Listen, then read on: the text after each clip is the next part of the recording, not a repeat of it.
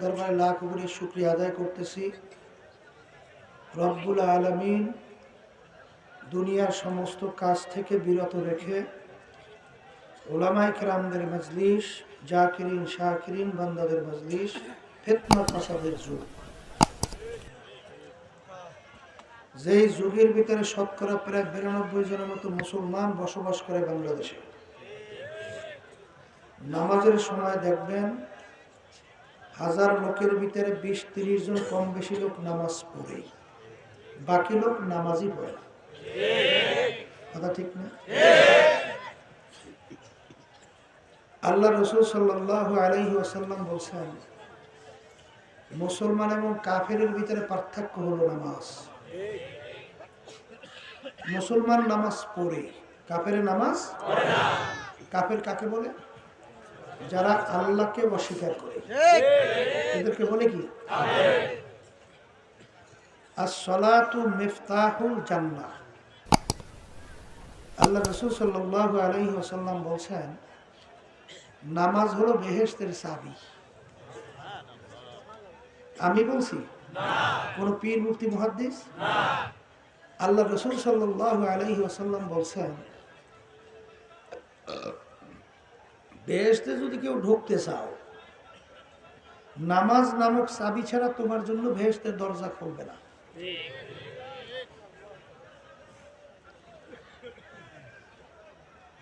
ইন্না সলাতা তানহা আনিল ফাহশাই ওয়াল মুনকার।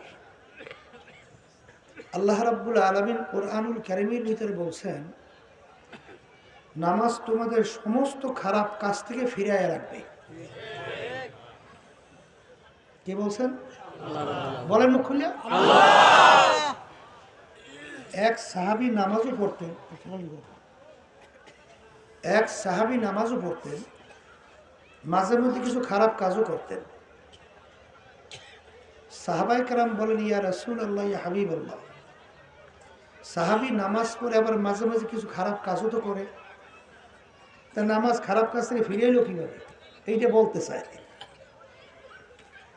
আল্লাহ রাসূল সাল্লাল্লাহু আলাইহি ওয়াসাল্লাম বললেন, তোমরা তাকে ছেড়ে দাও, নামাজ পড়তে থাকো। এক সময় দেখা গেল ওই আল্লাহর বান্দা সাহাবী সমস্ত খারাপ কাজ থেকে ফিরে আসছে। সাহাবী কাকে বলে? যারা ঈমান সহকারে স্বচক্ষে আল্লাহ রাসূল সাল্লাল্লাহু আলাইহি ওয়াসাল্লামকে দেখছে এবং ঈমান সহকারে দুনিয়া থেকে বিদায় নিয়ে কবরে গেছে, এদেরকে বলে কি? সাহাবী। এদের সংখ্যা প্রায় বিভিন্ন রওয়ায়াত আছে 1.5 লক্ষের মতো, কেউ বলে 1,14,000-এর মতো বলে। এক কথায় সাহাবায়ে কেরাম এদেরকে বলে নবীর সাহাবী। কথা ঠিক কিনা? তা আমরা কি পাইলাম? মুসলমান কাফেরের ভিতরে পার্থক্য কি? নামাজ। বেহেশতে যাওয়ার চাবি নামাজ। মুখ খুলে বইলেন, ভিতরে ঢুকো। সমস্ত খারাপ কাজ থেকে কিসে ফিরে রাখবে? কৌল আছে, as-salatu মিরাজুল মুমিনিন। নামাজ হলো আল্লাহ এবং বান্দা বান্দির ভিতরে দেখা সাক্ষাৎ কথোপকথনের মাধ্যম।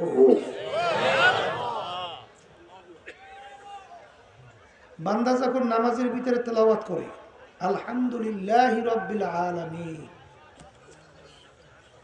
আল্লাহর পক্ষ থেকে উত্তর আসে হামেদানি আব্দি। এই জন্য আলী রাদিয়াল্লাহু তাআলা আনহু বলছিলেন, নামাজের ভিতরে আমি তেলাওয়াত কইরা অপেক্ষা করতে থাকি, আল্লাহর পক্ষ থেকে উত্তর আসবে, এরপর সামনে যাব। যখন তিনি তেলাওয়াত করতেন আলহামদুলিল্লাহি রাব্বিল আলামিন, আল্লাহর পক্ষ থেকে উত্তর আসলো হামেদানি আব্দি। আবার আল্লাহর বান্দা সামনে যায় আর রহমানির রহিম, আবার অপেক্ষা করে, আল্লাহর পক্ষ থেকে উত্তর আসে সদাকানি আব্দি। এইভাবে বান্দা বান্দির ভিতরে আল্লাহর সঙ্গে নামাজের ভিতরে কি হয়? বলেন বলেন। আল্লাহর সঙ্গে যারা সম্পর্ক তৈরি করতে চান, নামাজ ব্যতি রেখে আল্লাহর সঙ্গে সম্পর্কের আর দ্বিতীয় কোনো মাধ্যম রাস্তা নাই। বর্তমানে কিন্তু একদল বের হয়েছে, নামাজ লাগে না, কথা কয় না, রোজা লাগে না, পর্দা তো বাংলাদেশে নাই বললেই চলে। পর্দা কি আমার হুকুম না কোনো মোল্লা মৌলবী না কোনো আলেমের হুকুম? কার হুকুম? আচ্ছা বলেন তো বাজার, কত লক্ষ সুন্নাত, কত কোটি সুন্নাত একত্রিত করলে একটা ফরজের সমান হবে? বলে কোনদিন হবে? আপনি জীবনেও 2 রাকাত নফল নামাজ পড়েন নাই, জীবনেও 2 রাকাত তাহাজ্জুদের নামাজ পড়েন নাই, এই জন্য আপনার জন্য জাহান্নামের হুকুম কয় বছর? 1 সেকেন্ড তাও নাই। কিন্তু একবার যদি আপনি ইচ্ছা করে বেপরদা হন, অর্থাৎ যেই মহিলাদের সঙ্গে দেখা দেওয়া জায়েজ নাই, আর যেই মহিলারা যেই পুরুষদের সঙ্গে দেখা দেওয়া জায়েজ নাই, ইচ্ছা করে যদি কেউ বেপরদা হয়, একটা কবিরা গুনাহ হয়। একবারে কয়টা কবিরা গুনাহ? আর একটা কবিরা গুনার জন্য কমপক্ষে 7000 বছর জাহান্নামের আগুনের ভিতরে জ্বলতে হবে। জোরে বলেন নাউজুবিল্লাহ। বাজান, নামাজ পড়েন নাই এতে কাফের হইছেন? কথা কয় না? কিন্তু যদি কেউ বলে নামাজ লাগে কিসে, খুলে বলে রোজা রাখে নাই, কাফের হইছে। কিন্তু যদি বলে রোজা রাগে কিসে,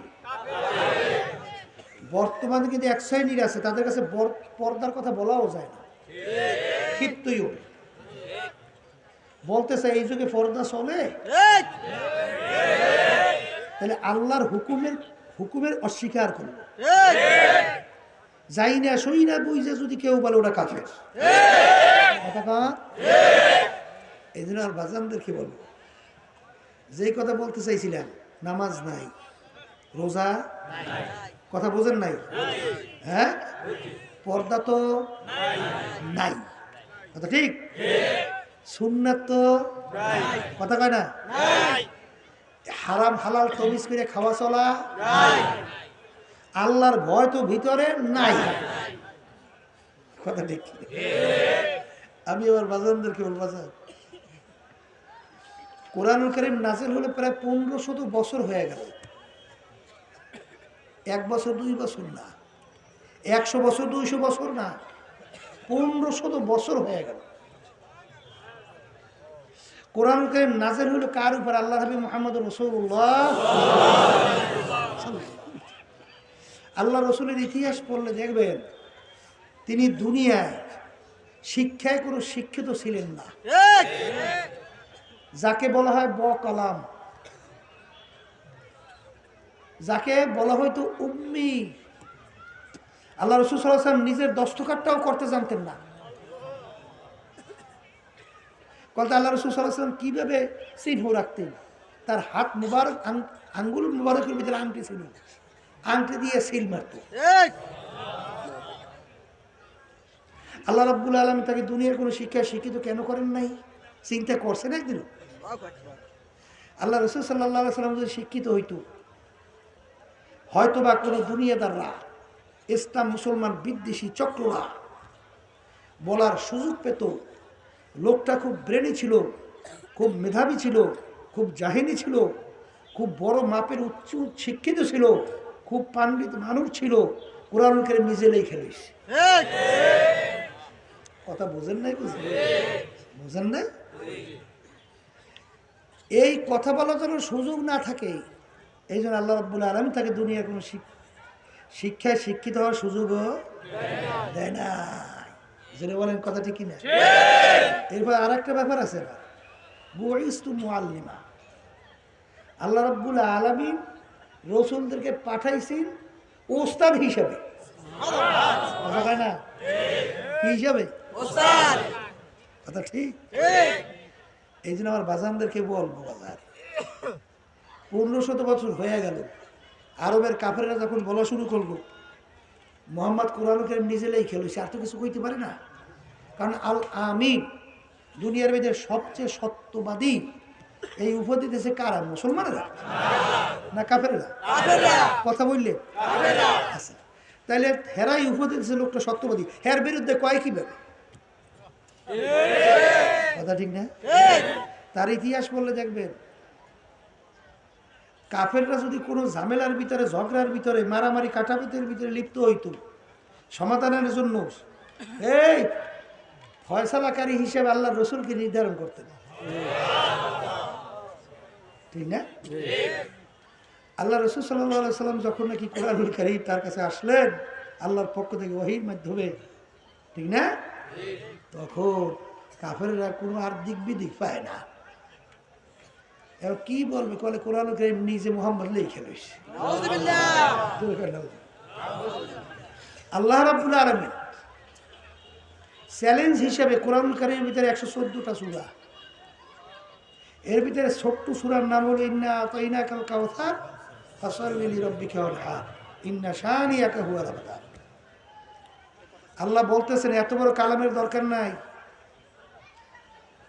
এই আল্লাহর বান্দারা, শুধু মানুষ না, তামাম দুনিয়ার সমস্ত মাখলুকাত সবাই যদি একত্রিত হইয়া কোরআনুল কারীম, এত বড় 30 বেলা দরকার নাই, পারলে ছোট্ট সূরার মতো একটা ছোট্ট সূরা পারলে বানাইয়া দেখা।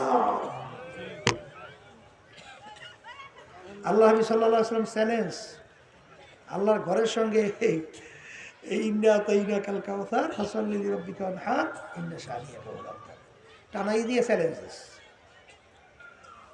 এখন কাফেররা বিপদে পড়ছে না? এই এক মানুষ যা পারে অন্য মানুষ তা পারে নাই, এরকম ইতিহাস দুনিয়াতে আছে? বরং এক মানুষ যা পারে পরবর্তীতে বা সেই যুগের ভিতরে তার সে ভালো ভালো আবিষ্কার করে। বর্তমানে তো তুরস্ক তাম দুনিয়া তাক লাগাই ফেলছে, কথা এমন অত্যাধুনিক অস্ত্র তারা আবিষ্কার করছে, যাই আমেরিকা, লন্ডন, রাশিয়া, যত চীন মিল সব বেকায়দায় পড়ে গেছে। কথা বলছে। আমার বাজানদেরকে বলবো, এক মানুষ যা পারে অন্য মানুষ তা পারে না, এরকম ইতিহাস দুনিয়াতে আল্লাহ রাসূল সাল্লাল্লাহু আলাইহি ওয়াসাল্লাম মানুষ না? কথা না? একদল কিন্তু বাইরেই সে কথা এসে গেছে, বুঝলেছে, তারা বলে আল্লাহ রাসূল নূরের তৈরি। বলে কথা বল, বুঝে কইছে না বুঝে কইছে আল্লাহই ভালো বলে বলে বলে তাকি। এ আল্লাহর বান্দারা, প্রধানমন্ত্রী বাড়ি গোপালগঞ্জ, কথা বল, যদি কেউ পরিচয় দেয় আমার বাড়ি গোপালগঞ্জ, তার সম্মান বাড়ে না কমে? কথা কই, যদি কেউ পরিচয় দিতে পারে আমার প্রধানমন্ত্রী আমার ফুফু, আমার খালা, আমার নানু, সম্মান বাড়ছে না কমছে? কথা কয় না? বাড়ছে না? এই সর্বনাই হিন্দুরা যাই বাহিরে পরিচয় দেয় আমার বাড়ি সর্বনাই, কারণ সর্বনাই পরিচয় দিলে তার সম্মান বাড়ে। ঠিক ঠিক। আচ্ছা, আল্লাহ রাসূল সাল্লাল্লাহু আলাইহি ওয়াসাল্লাম যে নূরের তৈরি হয়, ফেরেশতারা নূরের তৈরি, কথা কন, তাহলে আল্লাহ রাসূল ভাগে পড়ে কার? তাহলে তোমার সম্মান বাড়ছে। আমরা মানুষ মাটির তৈরি না, কথা কন, তা আমার নবীর যদি তুমি ভাগে ফেলো ফেরেশতা, তাহলে আমার সম্মান বাড়ছে না কমছে? এটা কমলে কথা কি কমছে? আমার নবীরে আমার ভাগে যদি রাখা যায় তাহলে আমার সম্মান বাড়ে, কথা ঠিক।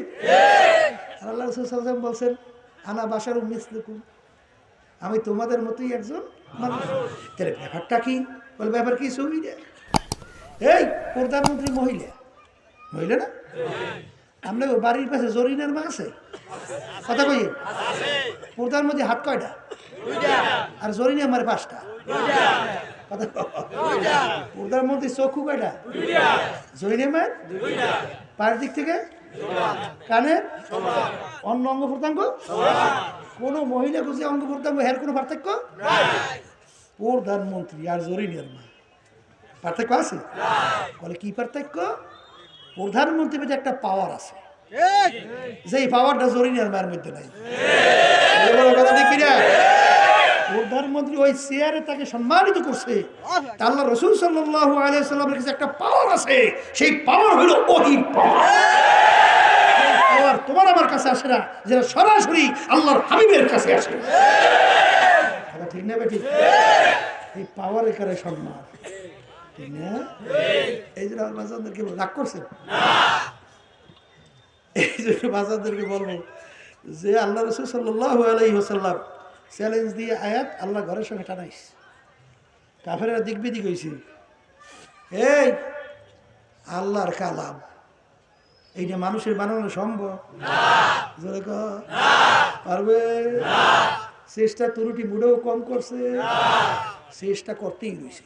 আরে বাংলাদেশে আফসোস, আজকে মুসলমান সন্তান একদল বের হয়েছে, এরা হক্কানি আলেমদের বিরুদ্ধে গালাগালি করে, আবার বিভিন্ন সময় আলেমদেরকে হুমকি ধুমকি দেয়। আমরা বলবো কপাল ফোড়া, তোর কপাল তুই নিজে পুড়ছো। এতে আল্লাহ বলে হক্কানি আলেমদের কিছু হবে না, তোর কপাল তুই পুড়ছো। কারণ আল্লাহ রাব্বুল আলামিন বলছেন যে আমার অলির সঙ্গে দুশমনি করলো, সে আমার সঙ্গে সরাসরি যুদ্ধের ঘোষণা করলো। তুই আল্লাহর সঙ্গে যুদ্ধের ঘোষণা করছো, আল্লাহ লাগে বুঝবি না। কিন্তু বাজার ভালো করে বোঝা লাগবে, যেই কথা বলতে চাইছিলাম, কোরআন কারীম 1500 বছর হয়ে গেছে, আজ পর্যন্ত সূরা মতো সূরা বানাইতে পারছে? এই বছর দেড়েক আগে ইটালির এক সংসদ সদস্য, ইটালির এমপি ছিল পার্লামেন্টের, ইসলাম মুসলমান বিদ্বেষী তামাম দুনিয়ার ভিতরে উল্লেখযোগ্য যে কয়জন, তার ভিতরে তিনিও একজন। চিন্তা করলে ইসলাম মুসলমানদের বিরুদ্ধে একটা বই লিখতে হবে। এখন ইসলাম মুসলমানদের বিরুদ্ধে বই লিখতে হইলে ইসলাম মুসলমান সম্পর্কে একটু জানাও তো লাগবে। আপনার সঙ্গে না জানলে আমি আপনার ভিতরে এক কীভাবে ইসলাম মুসলমান সম্পর্কে যখন রিসার্চ করতে গেল, বছর দেড়েক হইবে কম বেশি। ইসলাম সম্পর্কে তো আগে জানে না, যে রিসার্চ করছে কলেমা নিজে পড়ি মুসলমান হয়ে গেছে। বাংলাদেশ জাতীয় পত্রিকা আসছে। এই জন্য বাজানদেরকে বলবো, আমাদের পাশের রাষ্ট্র ভারত, যারা একটু ইংরেজি বাংলা বই ধরাকে সরাগান মনে করে না, এ এখন নাম দিয়েছে বুদ্ধিজীবী, নাম দিয়েছে কি এখন বুদ্ধি আর মাথায় নাই, এখন বুদ্ধি এসে জিববে, বুদ্ধিজীবী। এই জন্য তো আবল তাবল কথা বলি। মাথায় বুদ্ধি থাকলে তার কথাবার্তার তো একটা মার্জিন থাকবে, নিয়ম তান্ত্রিকতা থাকবে। যখন মাথায় বুদ্ধি নিয়ে আইসে জিববে, আমি কই বিকেল জিববে তো জামলে গায়ে, তার হয়েছে বুদ্ধিজীবী। দেখি না খারাই এখানে গিয়ে আমরা বরিশালের মতে, হ্যাঁ ও নিজে মানুষ আছে কিনা এইটা চিন্তা করছে, কথাটা কিনা বুদ্ধিজীবী। আমি অনেক সময় বলি বাজা ভালো করে বোঝে, শিক্ষা দুই প্রকার, একটা হলো দুনিয়ামুখী শিক্ষা, আর একটা হলো দুনিয়া এবং আখেরাত মুখী শিক্ষা। ঠিক নিছক দুনিয়ামুখী শিক্ষায় যে শিক্ষিত হবে, দিনী শিক্ষা যাকে কি না করতে পারবে, দিনী শিক্ষার সঙ্গে সম্পৃক্ত না হবে, এই দুনিয়ামুখী নিছক শিক্ষা 100 জনের ভিতরে 100টা কুত্তার চেয়েও খারাপ হবে। কথা ঠিক? রাগ হইছেন না? আর একটু বেশি বেশি রাগ হন, কম হইলে খারাপ দেখায় না। এই জন্য বাজারদেরকে বলো, বাজার বলে তা কেমন? এই অনেকে বলতে পারে হুজুর কি শুধু ইংরেজি বাংলা শিক্ষিত, হেরা দেয় নামাজ, হেরা দেয় হুজুর কপালে দাগও পড়ছে, আদি আনন্দের সব আমল ভালো আছে। আমি বলবো ওই শিক্ষার মাধ্যমে তাকে নামাজি বানায় নাই, নামাজির সংস্পর্শে যাওয়ার কারণে আল্লাহর বান্দা নামাজি হয়েছে। এই ক্লাস 1 থেকে শুরু করে এমএ ক্লাস পর্যন্ত কোন জায়গায় শিক্ষা দিয়েছে হুজুর বিদার কয় ফরজ আছে? নামাজ কয় ওয়াক্ত ফরজ আছে? কথা বুঝেন? ওই বিভিন্ন জায়গায় ওসিক রাখছিল, হ্যাঁ এবার উঠেই দেওয়া পায় তারা শুরু হচ্ছে, মানে পুরোটাই পশু বানাইবে। কথা বলে ঠিক না? ঠিক না? এই জন্য আমার বাচ্চাদেরকে বলবো, ডাকাত দুই ধরনের। ডাকাত কয় ধরনের? এক শ্রেণী ডাকাত রাস্তার ভিতরে আপনার বুকের ভিতরে পিস্তল ধরে, ছুরি ধরে, এই কি আছে বের কর, নালে কিন্তু ছুরি ঢুকাইয়া দিলাম। এটা ডাকাত না ভালো মানুষ?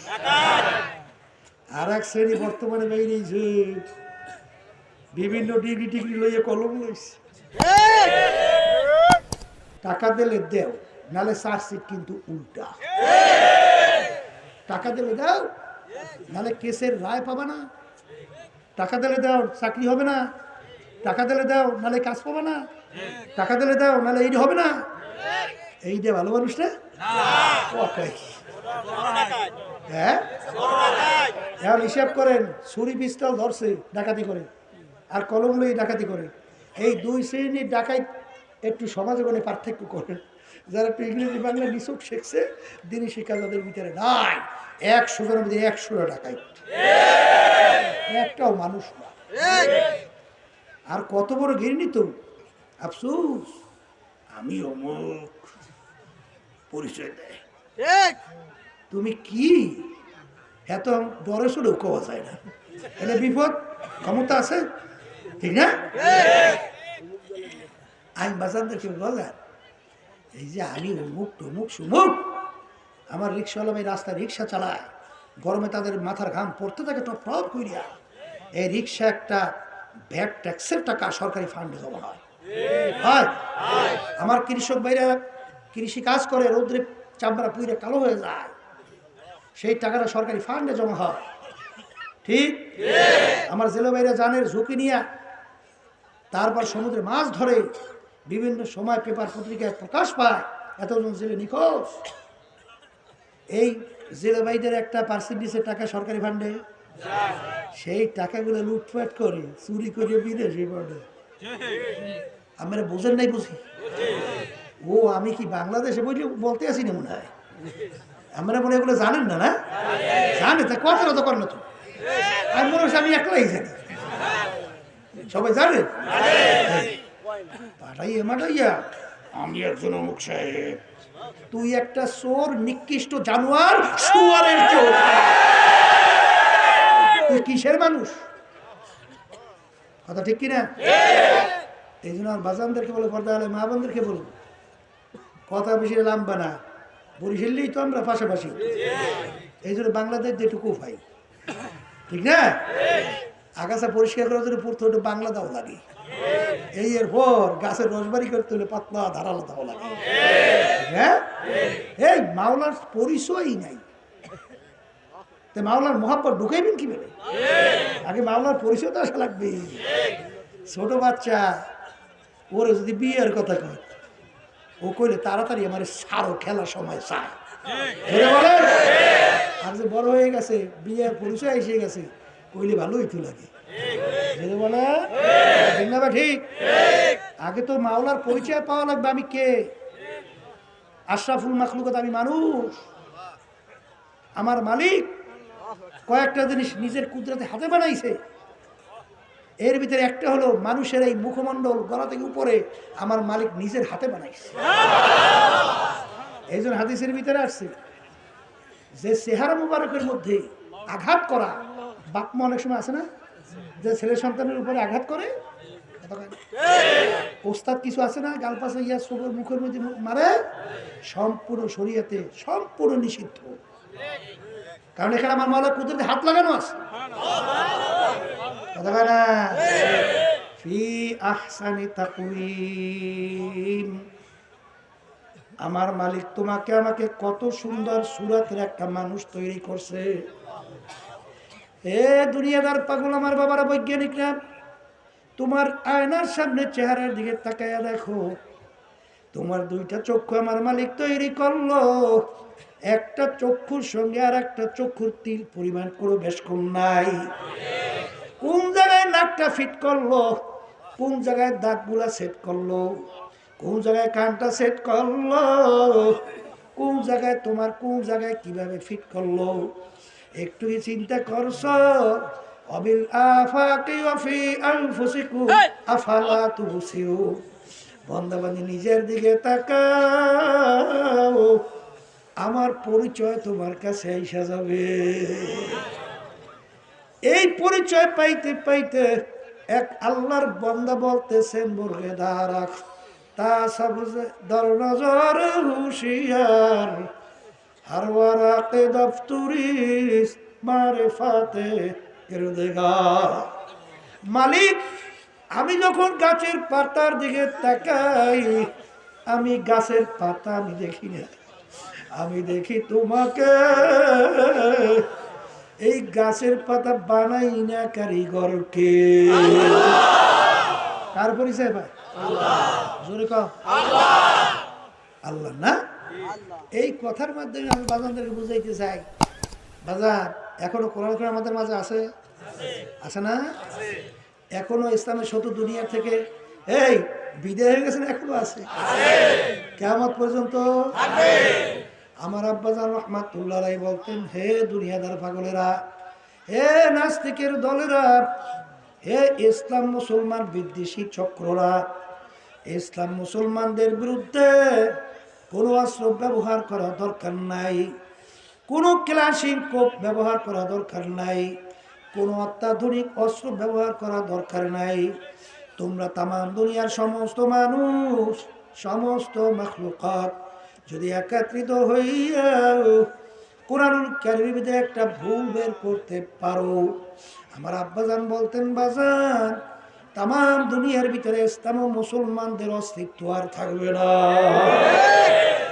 কথা কয় না এই চ্যালেঞ্জার এখন আছে না নাই আছে আছে বর্তমানে এক শ্রেণী বের হয়েছে আমি প্রথম বলতেছিলাম তাদের নামাজ নাই রোজা নাই হজ নাই যাকাত নাই পর্দা নাই হারাম হালাল তমিজ নাই বাজান সুন্নাত তরিকার কোনো বোধবালাই নাই বলো কথা ঠিক না তারা বলে আমি সেদিনকে একজন আমাকে বয়ান শুনাইতেছিল হুজুর চাঁদপুরের ঘটনা হুজুর আওলাদের রাসূল দাবি কইরা চেয়ারের ভিতরে বাবায় বসা পাশে সাগরের দাঁড়াইয়া দাঁড়াইয়া তার গুণ গুণ কীর্তন গাইতেছে গাইতে গাইতে এক পর্যায়ে বলতেছে নামাজ পড়ো বা না পড়ো রোজা রাখো বা না রাখো যদি আমার বাবার পা মোবারকে হাত রাখতে পারো বাবাই তোমাকে নাজাত কইরে জান্নাতের ব্যবস্থা কইরে দেবে চিৎকার মেরে বলুন নাউজুবিল্লাহ এ কপাল পুরানা আল্লাহ রাসূল সাল্লাল্লাহু আলাইহি ওয়াসাল্লামের চেয়ে বড় পীর ওলি গাউস কুতুব দুনিয়া থেকে আসেও নাই আসবেও না আসবে না আসবে না বাজার তাম দুনিয়ার যত অলিরা দুনিয়া থেকে বিদায় নিয়ে গেল এখনো আছে বাজার সমস্ত অলি একমত সাহাবায়ে কেরামদের মর্যাদা পর্যন্ত পৌঁছাতো দূরের কথা সাহাবায়ে কেরামরা যে ঘোড়ার উপরে উঠে যুদ্ধের ভিতরে দৌড় মারছে ওই ধুলের মর্যাদার সমানও কোনো অলি হইতে পারে না কথা কয় ঠিক সাহাবায়ে কেরামদের ব্যাপারে রব্বুল আলামিন সার্টিফিকেট ঘোষণা করলেন রাদিয়াল্লাহু তাআলা আনহুম ওয়া রাদু আন আমি সাহাবায়ে কেরামদের ব্যাপারে আল্লাহ বলেন ওদের উপরে আমি রাজি খুশি হয়ে গেছি তারাও আমার উপরে রাজি খুশি হয়ে গেছে কথা কয় না ঠিক কিনা ভাই ঠিক এই জন্য আমার বাজানদেরকে বলবো পর্দা আলে মা বোনদেরকে বলবো বাজান আল্লাহর রাসূল তার কলিজার টুকরা সন্তান ফাতেমা রাদিয়াল্লাহু তাআলা আনহা নাম শুনছেন হ্যাঁ দুনিয়ায় থাকা অবস্থায় তাকে ইঙ্গিত করে বলেন ইয়া ফাতেমা তুনকিজি নাফসাকি মিনান নার ও ফাতেমা রে দুনিয়ায় থাকা অবস্থায় নিজে আমল করো জাহান্নামের আগুন থেকে বাঁচো ও ফাতেমা এরপরে অন্ধকার কবরে যাইয়া শো ফাতেমা যদি কবরে পরিচয় দাও আমি আখিরি জামানার নবীর মেয়ে আল্লাহ রাসূল বলতেন ফাতেমা রে এই পরিচয় কবরে কোনো কাজ হবে না এ কবরের যাত্রীরা এ আমার মুসলমান বাজানরা যুবক বাবারা মুরব্বী আমার বাজানরা এ পর্দালে মা বোনেরা দুনিয়ার যে কোনো কাজের ভিতরে 5 বারো যদি তুমি ঠকে যাও আবার ওই কাজের ভিতরে চেষ্টা করলে জিতবার আশা করা যায় না নাই কিন্তু একবার যদি খোদা না কাছটা কবরে যাইয়া ঠগ, আর দ্বিতীয়বার দুনিয়াতে এসে আপিল করিয়া জিতবার কিন্তু আশা নাই। এ দলে পড়ুন আমার বাজানরা, হে বিভিন্ন বাবার দরবারে যাউন আমার বাজানরা, কবরে কিন্তু কোন দলের পরিচয় নাই, পীরের পরিচয় নাই। আর একটু আসতে কান, মনে হয় ঠিক করলে আছে না? বাবার পরিচয় কবরে নাই। বাজান কবরে কিন্তু প্রশ্ন তিনটা। বাজান পীরের জন্য কবরে প্রশ্ন তিনটা, মুরিদের জন্য কবরে প্রশ্ন তিনটা। কয়টা? তিনটা। এক নম্বর প্রশ্ন মনে রাখেন, মান রব্বুকা, তোমার রব কে?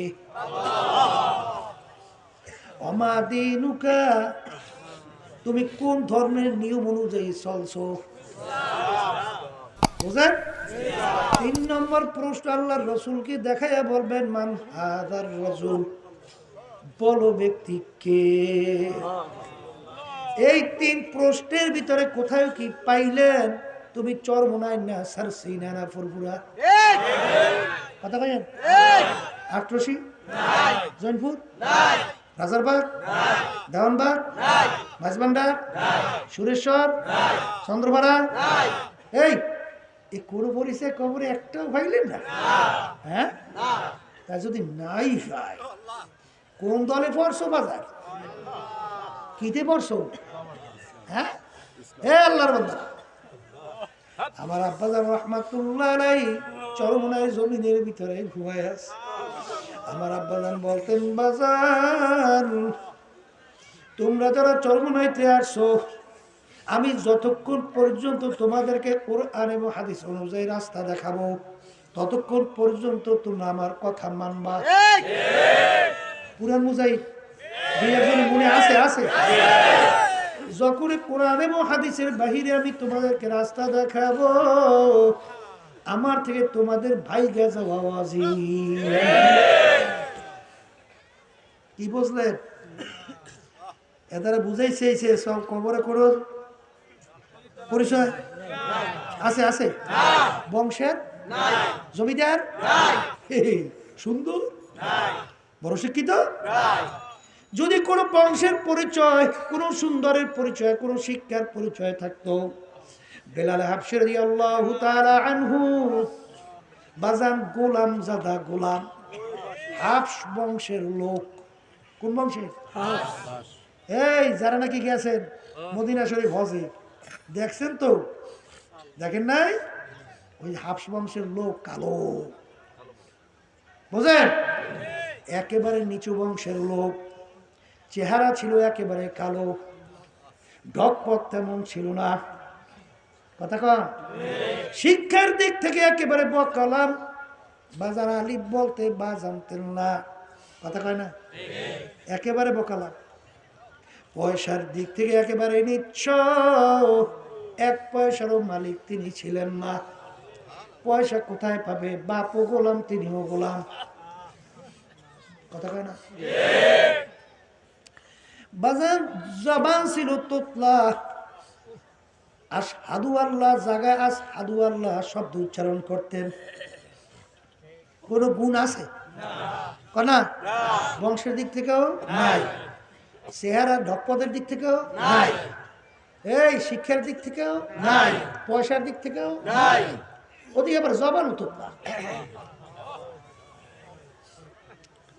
আল্লাহ রাসূল সাল্লাল্লাহু আলাইহি ওয়াসাল্লাম তাকে আদর কইরা, ভালোবাসা মুহাব্বত কইরা তার মসজিদের মুয়াজ্জিন নিযুক্ত কইরা দিল। অর্ধেক দুনিয়ার রাজা ওমর ফারুক রাদিয়াল্লাহু তাআলা আনহু, বাংলাদেশের মতো প্রায় 200 দেশের রাজা।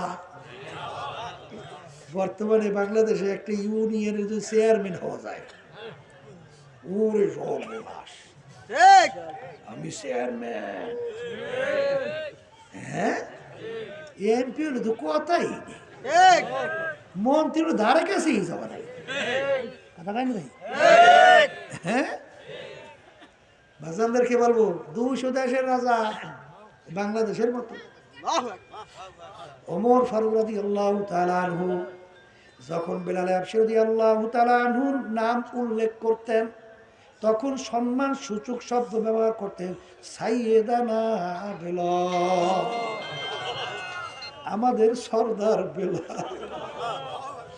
সাহাবায়ে কেরাম ইশার নামাজের পরে সাহাবায়ে কেরাম আল্লাহর রাসূলকে বলেন, ইয়া রাসূলুল্লাহ, হাবিবাল্লাহ, যেই মসজিদের ইমাম আপনি, সেই মসজিদের উচ্চ বংশের সুশিক্ষিত সুন্দর লাহানের উচ্চ বংশের একজন মুয়াজ্জিন নিযুক্ত হওয়া দরকার। আল্লাহ রাসূলের মন চায় না বেলালকে পরিবর্তন করে অন্য মুয়াজ্জিন নিযুক্ত করবে। সাহাবায়ে কেরাম সিদ্ধান্ত দিলেন, আল্লাহর হাবিব সিদ্ধান্ত উল্টাও না। এশার নামাজের পরে ডাক দিয়ে বলে, বেলাল রে, আগামী দিন ফজরের আযান আর তুমি দিতে পারবা না। নতুন মুয়াজ্জিন মসজিদে আযান দেবে। বেলাল হাবশী রাদিয়াল্লাহু তাআলা শোনার পরে দুই চোখ থেকে দর দর করে পানি বের হওয়া শুরু হল। বাড়ির দিকে যায়, মাওলার আরশের দিকে ফিরা ফিরা চায়, ডাক দিয়া বলে, মালিক, গোলাম যারা গোলাম তুমি আমাকে বানাইছো, বংশ একেবারে নিচু তাও তুমি আমাকে বানাইলা, একেবারে মূর্খ তাও তুমি আমাকে বানাইলা, পয়সার দিক থেকে এবারে নিচ্ছ তাও তুমি আমাকে বানাইছো, চেহারা কালো কুচ্ছিত তাও তুমি আমাকে বানাইলা, জবান তোতলা তাও তুমি আমাকে বানাইলা, সব করলা তুমি, আর তোমার হাবিবের মসজিদের মুয়াজ্জিনের বরকত থেকে মাহরুম হইলাম আমি। এই ব্যথা আমি বেলাল কেমনে সহ্য করব? বেলাল হাবশী রাদিয়াল্লাহু তাআলা কান্দে। বেলালের কান্দনে মাওলার কুদরতে আরশ গরম হয়ে গেছে, রহমতে দরিয়ে জোশ জ্বর উঠে গেছে। বেলালের কান্দন সহ্য করতে পারে। পরদিন নতুন মুয়াজ্জিন মসজিদে আযান দেয়, সময়ের পর সময় যায়, অন্ধকার পরিষ্কার হয় না।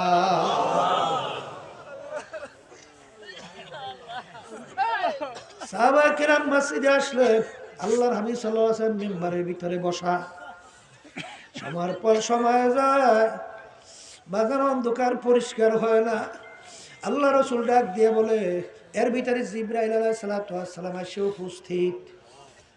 আল্লাহ রাবি জিজ্ঞাসা, ভাই জিবরাইল, অন্ধকার কেন পরিষ্কার হয় না? জিবরাইল সালাতু ওয়াস সালাম ডাক দিয়ে বলেন, ইয়া রাসূলুল্লাহ, ইয়া হাবিবাল্লাহ, আপনার মসজিদের মধ্যে আজকে কেন ফজরের আযান হয় না? আল্লাহ রাসূল বলে, ভাই জিবরাইল, তুমি কি বলো? আজকে তো আর অন্য সময়ের চারও সুন্দরভাবে আযান দেওয়া হচ্ছে। তখন ইয়া রাসূলুল্লাহ, ইয়া হাবিবাল্লাহ, প্রত্যেকদিন আপনার এই মসজিদের আযান মাওলার আরশ থেকে শোনা যায়। আজকে মসজিদের আযান মাওলার আরশে পৌঁছে নাই। তাড়াতাড়ি বেলালকে ডাইকে আযান দেওয়া। বেলাল আযান না দেওয়া পর্যন্ত অন্ধকার পরিষ্কার হবে না। रह गया रस्म आजा रूहे बिलाली ना रही, फलसफा तो रह गया है लेकिन तलकीन गज़ाली ना रही। এ দুনিয়াদার পাগলেরা, বর্তমানে এখনো দুনিয়া আজান আছে না? কথা হয় না? কিন্তু সে বেলাল রাদিয়াল্লাহু তাআলা আনহু, তার আজানের ভিতরে যে রূহ, সেই আজানের রূহ কি আছে বাবা? কথা হয় না? পীর মুরিদের অভাব নাই, কিন্তু বাজান ইমাম গাজ্জালী রাহমাতুল্লাহ আলাইহি সেই পীর মুরিদি এখন আর দুনিয়াতে নাই। কথা হয় না? ঠিক কথা, ঠিক।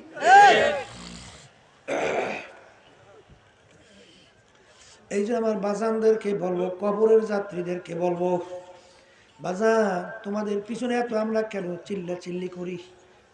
গালি দাও তাও শুনি, মারতেও চাও তাও জানি। কথা কয় না? তারপরও বাজান তোমাদের পায়ে ধরে বলি বাজান ফেরো, বাজান এখনো ফেরো। কারণ কি বাজান 2-2.5 বছরের বাচ্চা বাজান পেয়ালা হাতে নিয়ে পানির ঘাটলায় যাইয়া পানি পাইয়া খেলা করে। পানির খেলা পাইয়া বাচ্চা খটখট কইরা হাসে। ঘাটলায় আর কোনো লোক নাই। একটা বুঝদার মানুষ যখন ঘাটলার পাশ থেকে রওনা করবে, দেখবে যখন 2-2.5 বছরের বাচ্চা একা ঘাটলায় পানি নিয়ে খেলা করে, বাজার বুঝদার মানুষ কখনোই তার হুঁশ থাকতে মানবতা থাকলে ওই বাচ্চাকে একা পানির পাশে রাইখা যাইতে পারবে না। আল্লাহর বান্দারা পারবে না। দৌড় দিয়ে যে বাচ্চাকে ধরবে, বাচ্চার পানির খেলার মজা ছুইটা গেছে।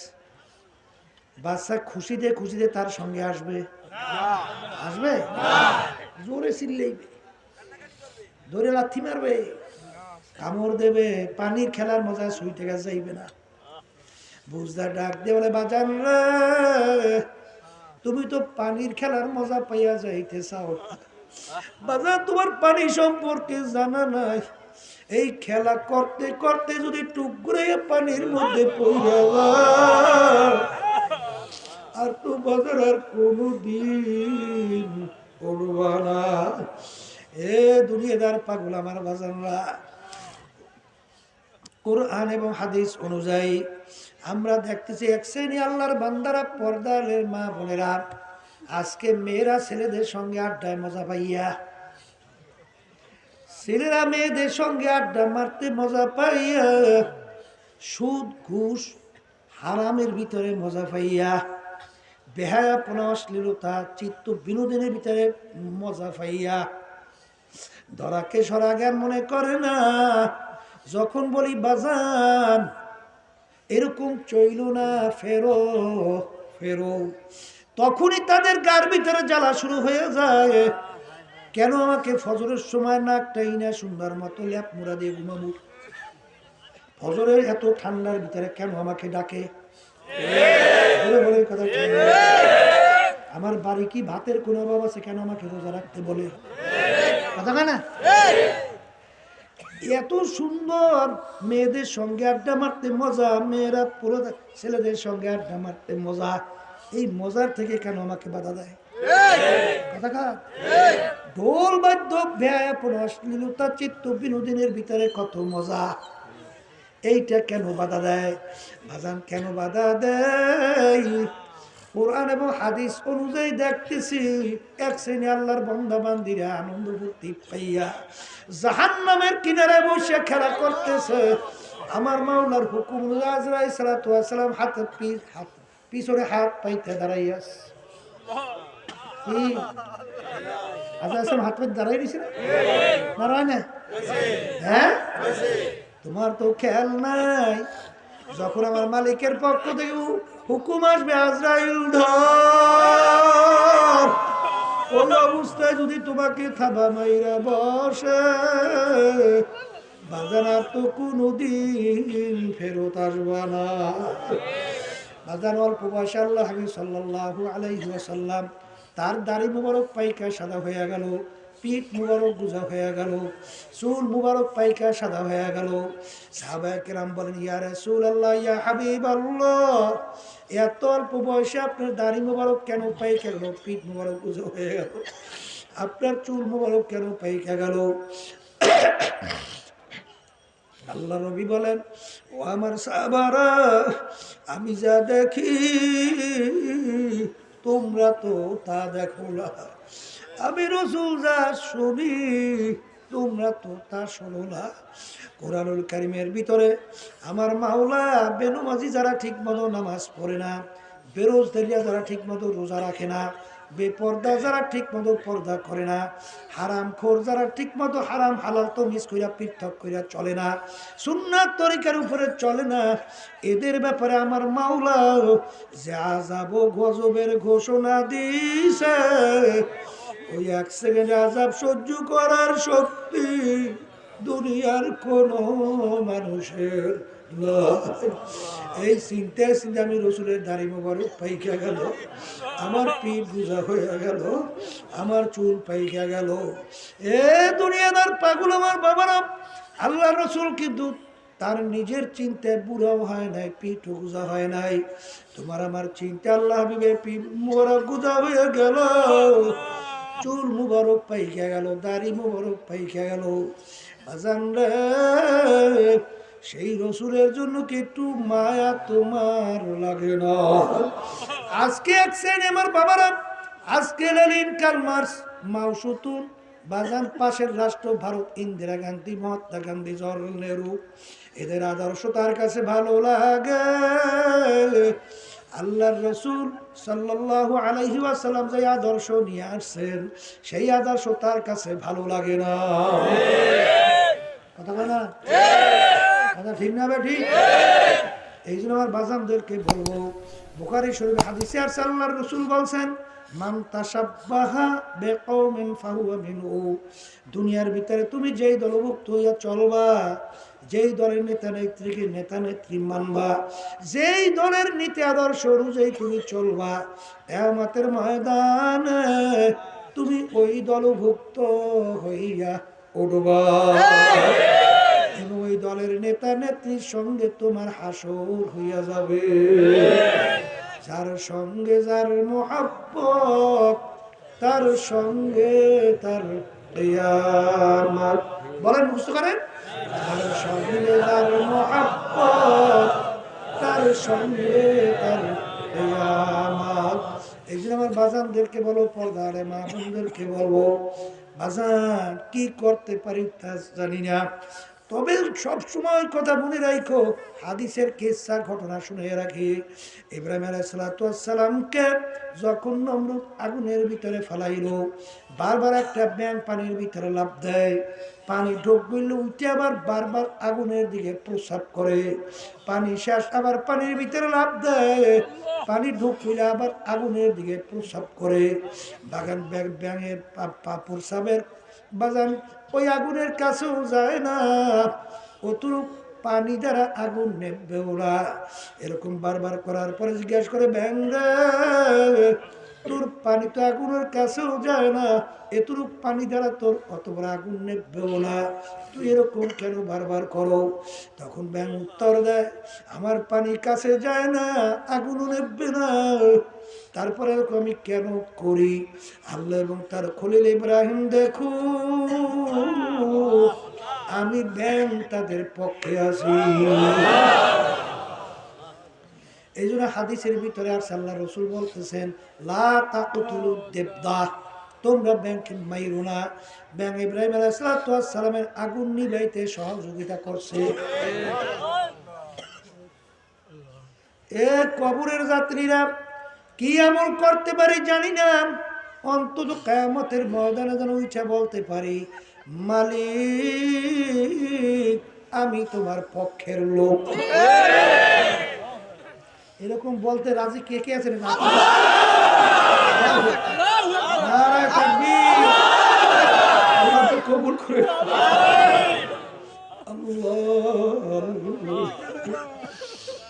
আল্লাহ আপনি আমাদের সবাইকে কবুল করে নেন।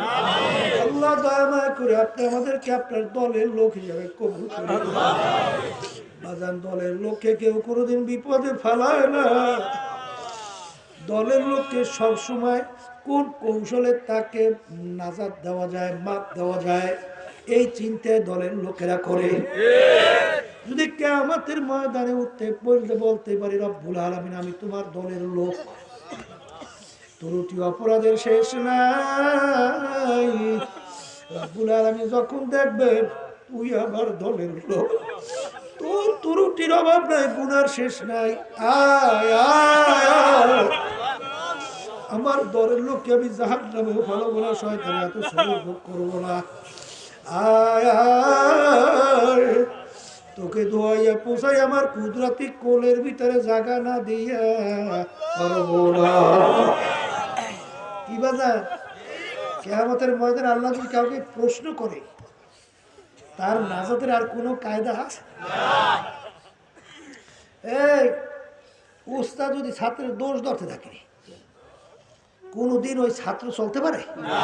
হ্যাঁ, এই জন্য দেখবেন ছাত্র যদি কোনো ক্রমে উস্তাদের আন্তরিকতা তৈরি করতে পারে, তখন একটা হাস দিয়ে বাবা তোর আদব দেখিয়া তুই যেরকম বলি সেরকম তুই শোনো, এরকম চলো।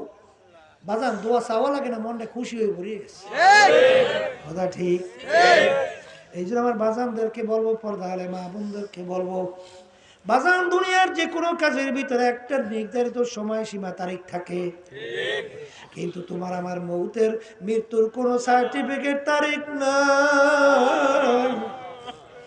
কখন কোন সময় তোমার ডাক আসবে জানা নেই। আর একবার যদি ডাক এসে বসে, দুনিয়ার সব কিছু দুনিয়ার ভিতরে থাইকা যাবে, তোমাকে সাদা 3টা কাপড় দিয়া প্যাঁচ দিয়া ফেলাইয়া রাখবে। দুনিয়া তারা কোন গতিতে চলতে থাকবে, কিন্তু তোমার আমার খবরের খবর তো আর নিতে পারবে না। এই জন্য আমার বাজানদেরকে বলবো, পর্দারে মা বোনদেরকে বলবো, বাজান আমি আপনাদের জন্য দোয়া করি, আমি দোয়া চাই মালিক যেন আমাদের সবাইকে তার দলের লোক বানাইয়া তারপর কবরে নেয়। আল্লাহুম্মা আমিন। এই ঘরের মেয়ে লোকের হাত উঠাও, গুনার কথা মনে করো, 2 চোখের পানি ফালাও, মাওলার দরবারে কান্দো, আর মাওলার দরবারে মাপ চাও। যদি কান্না আসে একটু জোরে মন রে, একদিনে ঘরের দরজা দিয়ে নতুন বউ হইয়া উঠছিলারে, কত মেয়ে লোকে শরবত খাওয়াইল, কত মেয়ে লোকে বাতাস করল। আবার এমন একটা দিন আসবে এই ঘরের দরজা দিয়া মরা লাশ হইয়া বের, ছেলে কানবে মামা করে, মেয়ে কানবে মামা করে, জবাব তো আর দিবে না। আল্লাহ আপনি ওই মাটির দিকে চাইয়া দেখেন, মাহবুব আমাদের ছেলেও মরে নাই, মেয়েও মরে নাই, করে বসি রে, মাফ করে দেন আল্লাহ বান্দারা জোর করে কান্দে না, জোর করে কান্দে। সন্তান মারা গেলে চোখে পানি আসে, সম্পদ নষ্ট হয়ে গেলে চোখের ভিতরে পানি আসে। তোমার আমার গুনার কারণে জাহান্নামের আগুন জ্বলছে, চোখের পানি ছাড়া ঠান্ডা হবে। আল্লাহ আমাদের হাত তুলছি জানি না এই কার আম্মা কার আব্বা কার আত্মীয় ওই অন্ধকার কবরে সে আমাদের দিকে চেয়ে রয়েছে। আল্লাহ আমরা দোয়া করলাম, দয়া মায়া করে তুমি তাদের কবরকে বেহেশতের বাগান বানায় আল্লাহ। এই মাদ্রাসা মসজিদ কেবল দিনের জন্য কবুল করে নেন, সমস্ত দুনিয়ার সমস্ত শহীদ মাদ্রাসাকে কিয়ামত কবুল করে নেন। আমাদের অসুস্থ আমাদের সবাইকে আপনি সুস্থ করে দেন। কে কোন নিয়াতে হাত তুলছে জানি না রে মালিক, সবাই আমাদের দিলের নেক মাকসাদ গুলা পুরা করে দেন। মাহবুব পর্দারে মা বোনরা হাত তুলে কি বলে জানি না, সবাই দিলের নেক মাকসাদ গুলা পুরা করে দেন। তাদের উসলা মাহফিল হইল, চেষ্টা করি সাহায্য করবো। আমরা মাহফিলে উপস্থিত হয়ে গেলাম, আমাদের সবার উপরে খাস মেহেরবানি নাযিল করেন আল্লাহ। সুবহান রাব্বিকা রাব্বিল ইজ্জাতি আম্মা ইয়াসিফুন ওয়া সালামুন আলাল মুরসালিন ওয়ালহামদুলিল্লাহ।